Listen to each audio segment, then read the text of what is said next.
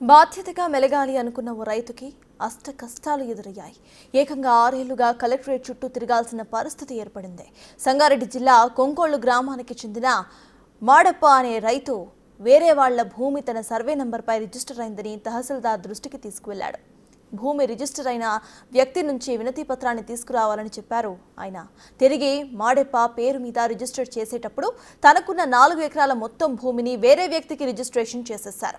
కొంతకాలంగా రైతు బంధు రాకపోవడంతో ఆరా తీస్తే అసలు విషయం బయటపడడంతో నిజాయితీపరుడైన రైతు షాక్ అయ్యాడు.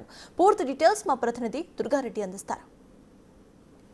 సంగారెడ్డి జిల్లా కలెక్టరేట్లో మనం ఉన్నాం. మునిపల్లి మండలం కంకోల్ గ్రామానికి సంబంధించిన మేడప్ప 2019 నుంచి 2025 వరకు ఈ కలెక్టరేట్ చుట్టూ తిరుగుతున్నాడు. వేరే వాళ్ళ భూమి నా సర్వే నెంబర్లో పడ్డది, నా పేరు మీద పడ్డది. 1 ఎకరా 6 గుంటలు. దానికి తీసి వాళ్ళకి చేయమని చెప్పిన ధర్మానికి పోతే అధర్మం ఎదురైంది.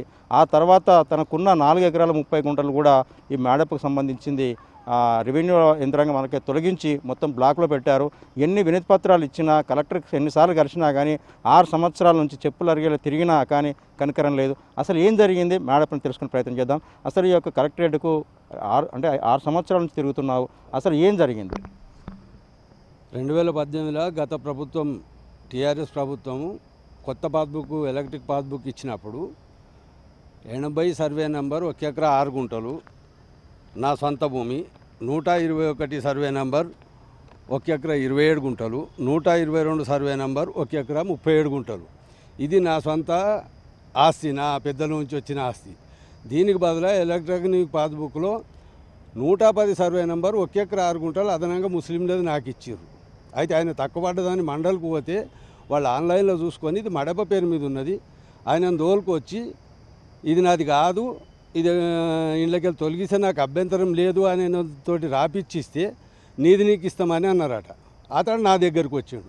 అరే నాకెందుకు రాబాయి నీ భూమి, నాది కానే కాదు రాసిస్తపోమని నేను రాసిచ్చిన. 2018 డిసెంబర్లో రాసిచ్చిన సార్. డిసెంబర్లో రాసిస్తే వాళ్ళు సెప్టెంబర్ 2019లో నా 4 ఎకరాల 30 గుంటలు, వాళ్ళు 1 ఎకరా 6 గుంటలు కూడా మొత్తం వాళ్ళ పేరు మీద చేసేసారు. అప్పటికి 19లో రబ్బీ రైతు బంధు రాకపోవడంతో నేను చూసుకోవడం జరిగింది. ఏవో గారికి రైతు బంధు రాలేదమ్మా అంటే కోవిడ్ కారణంగా వస్తలేదు, జూన్ ఎండింగ్ వరకు వస్తుంది అంటే జూన్ తర్వాత అందరికీ వచ్చింది, నాకెందుకు రాలేదమ్మా అని ఫోన్ చేసి ఆమె ఆన్లైన్లో చూసుకొని ఇన్ని సర్వే నెంబర్లు కనిపిస్తలేవు, నువ్వు మండలికి పోయి ఏమో జరిగింది అని అంటే నేను మండలికి పోయే వరకు నా భూమి మొత్తం లేకుండా అయిపోయింది. అక్కడ వాళ్ళకు ప్రశ్నిస్తే ఇది ఏదో మహాభారతంలో దుర్యోధనుడు పుట్టినప్పుడు దుష్టశక్తులు ఆవరించినట్లు ఈ ధరణి పుట్టినప్పుడు ఈదోటి కోవిడ్ సంక్రమించింది. కోవిడ్ తోటి వాళ్ళు మొత్తం తలుపులు పెట్టుకొని మాట్లాడి నాకు మేము పౌతి చేయనీకి పోతే నీ పాస్బుక్ నంబర్ కొడితే నీ భూమి కూడా వెళ్ళిపోయింది, నీకు 15 రోజులలో ఆర్డీఓకి రిపోర్ట్ పంపినాం, 15 రోజులలో నీకు చేసిస్తామని అన్నారు. 15 పోయింది, 19, 20 వరకు గ్రీవెన్సెలే లేదు అసలు కోవిడ్ కారణంగా. 21లో గ్రీవెన్సెల్కి వచ్చిన ఒకసారి మా వీరారెడ్డి జేసీ గారు సాదా పరిణామాల గురించి మా గ్రామంకి వచ్చిండు. ఆయనకు కూడా విన్నవించుకుంటే నీవు మీ సేవ ద్వారానే రావాలి అంటే ఎప్పుడు ఒకసారి మీ సేవ కంటే ఇప్పుడు మీకు ఆప్షన్ లేదు, అప్లికేషన్ పెట్టుకుని కూడా ఆప్షన్ లేదు. అటువంటి దాన్ని తెచ్చిపెట్టాడు మన కేసీఆర్ గారు. అక్కడ అధికారులకు అర్థం కాదు, ఇక్కడ ఆఫీసర్లకు అర్థం కాదు, ఎంఆర్ఓ లేదు, కలెక్టర్ లేదు. 22 4th జూన్కు నేను అప్లికేషన్ పెట్టుకున్నా మీ సేవల.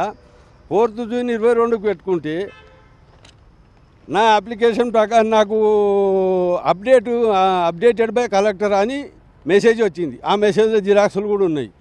కలెక్టర్ చుట్టూ మళ్ళీ 23 దాకా తిరిగిన ఏం సమాధానం లేదు. నీది టెక్నికల్ మిస్టేక్, సీసీఎల్ఏకి బొమ్మని సీసీఎల్ఏకి రాసిచ్చారు. సీసీఎల్ఏకి నన్ను ఓడికి దిగుతాడు సార్ ఆడపోతే, మీ కలెక్టరేట్లనే ఇంత మంచిగా చూస్తున్నారు రైతులను మీరు, సీసీఎల్ఏలు అన్నీ ఓడి చూస్తారంటే వాళ్ళు సీసీఎల్ఏకి రాసిచ్చిన లెటర్ ఇచ్చారు నాకు. ఆ లెటర్ తీసుకొని సీసీఎల్ఏకి పోయినా. సీసీఎల్ఏకి పోతే వీళ్ళు ఒక ప్రోగ్రెస్ తీసినదంటే అండ్లేం లేదు.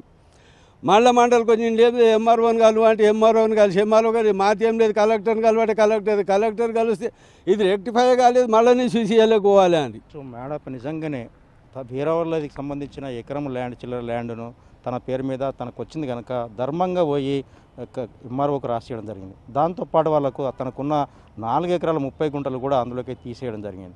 ఆ రోజు నుంచి ఈ రోజు వరకు జిల్లా కలెక్టర్ కార్యాలయానికి 6 సంవత్సరాలు తిరుగుతున్నా కానీ ఎవరు పట్టించుకోవడం లేదు. ఇక్కడికి పోతే అక్కడికి వెళ్తే ఇక్కడికి రమ్మంటున్నారు.